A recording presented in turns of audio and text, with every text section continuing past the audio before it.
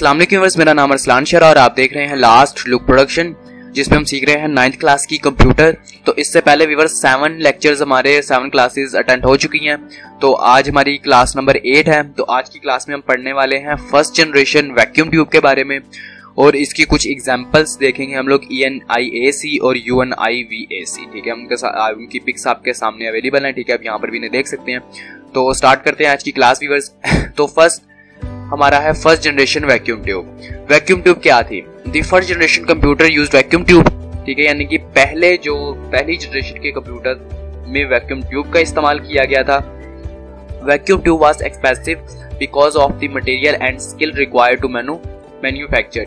दरकार मटेरियल, ठीक है, यहाँ पे आपको बताया गया थी मटेरियल ऑफ द मटेरियल, ये बहुत ही ज्यादा मटेरियल और स्किल रिक्वायरमेंट, यानी कि अपने मटेरियल की वजह से जिस चीज से ये बनाई जाती थी और महारत यानी कि जिस तरह से काम करती थी उसकी वजह से ये बहुत ही ज्यादा एक्सपेंसिव थी।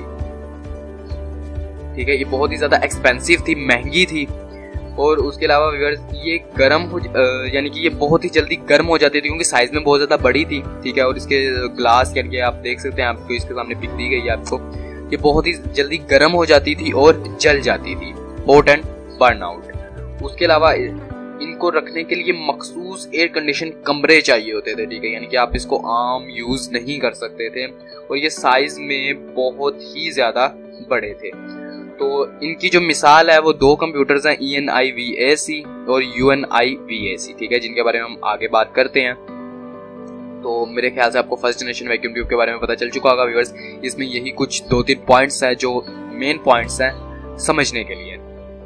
उसके अलावा अगर अब हम लोग आगे चलें ENIAC के बारे में, ठीक है, तो व्यूअर्स इसकी फुल फॉर्म जो है वो ये है, व्यूअर्स इसकी फुल फॉर्म है electronic numerical integrated and calculator.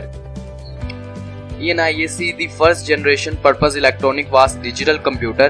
ठीक है, ये ENIAC आम मकसदी इलेक्ट्रॉनिक डिजिटल कंप्यूटर था, यानी कि इसको आम इस्तेमाल के लिए ही बनाया गया था, लेकिन ये भी साइज में बहुत ही ज्यादा बड़ा था। इट वाज वेरी हैवी, बहुत ही ज्यादा भारी, and large in size in consumed 140 kilowatt of power, यानी कि 140 किलोवाट पावर ये कंज्यूम करता था, खर्च करता था। It perform the 500 arithmetic operation पर सेकंड। लेकिन उस वक्त में इसके अंदर एक अच्छी बात ये थी कि 5000 एडिशंस ये 1 सेकंड में हल कर लेता था। ठीक है, it was designed by Eckert and Mauchly 1946 में एकर्ट और मैकॉले ने इसे डिजाइन किया था। और इसकी सबसे खास बात मैं आपको बताता जाऊं कि ये थी कि ये सिनाई की बजाय एक इशारी मशीन थी, यानी कि इसके ऊपर बटन्स लगाए गए थे। ठीक है, जो तारों के साथ अटैच होते थे, जैसे कि आज हम लोग देखते हैं। ठीक है, उन बटन्स को तारों के साथ अटैच किया जाता था, जिसके साथ कि इंसान इसमें खुद अपने हाथों से प्लग इन करके इनपुट और आउटपुट देता था स्विचेस के जरिए। और इसे आप इशारिया में क्वेश्चन पूछ भी सकते थे और ये इशारिये में उसका जवाब भी दे सकते थे, यानी कि इशारिये में जो जिसकी शुरुआत हुई वो यही से हुई, ENIAC से। तो इसके बाद आगे देखते हैं हम लोग। आगे हमारे पास UNIVAC। UNIVAC it stand for universal automatic computer. ठीक है, यानी कि इसकी फुल फॉर्म है universal automatic computer. It was the first computer for scientific commercial use. ठीक है, यानी कि इनको सबसे पहले साइंसदानों ने यूज किया और तजारती बुनियादों पर इसे इस्तेमाल किया गया। उसके बाद it was delivered to US पेरिया ऑफ कंजेस इन 1951 में अमेरिकी ब्यूरो ऑफ साइंसेज को 1951 में ये दे दी गई थी। ये तिजारती मशीन भी एकर्ट और मैकॉले ने ही बनाई थी।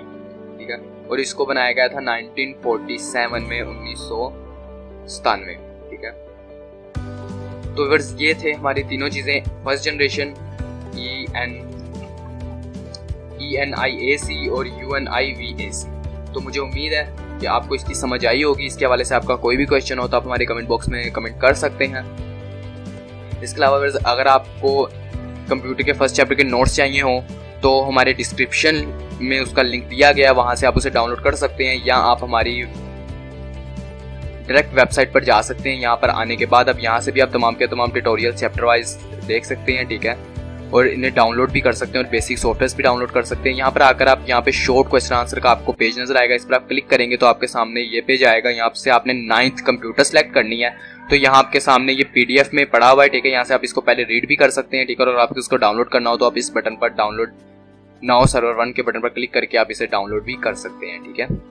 तो अगर व्यूअर्स अब तक आपने हमारे चैनल को सब्सक्राइब नहीं किया तो इस बटन पर क्लिक करके इसे सब्सक्राइब कर लीजिए, क्योंकि इसी तरह से टेक्नोलॉजी के हवाले से और ऑनलाइन कोर्सेज के हवाले से हम लोग वीडियोस अपने यूट्यूब चैनल पर अपलोड करते रहते हैं और यही तमाम वीडियोस आपको हमारी वेबसाइट पर भी मिल जाएंगी। तो व्यूअर्स अगर आपको ये वीडियो अच्छी लगी तो इसे लाइक कीजिए, अपने दोस्तों अपने फैमिली मेम्बर्स में शेयर कीजिए, और अगर आपको किसी भी चीज़ की कमी नज़र आ रही है हमारी कोर्सेज में तो प्लीज़ हमें कमेंट करके बताइए, अपने राय का इजहार हमसे ज़रूर कीजिए। तो मिलते हैं नेक्स्ट क्लास में। खुदा हाफिज़, अल्लाह निगहबान।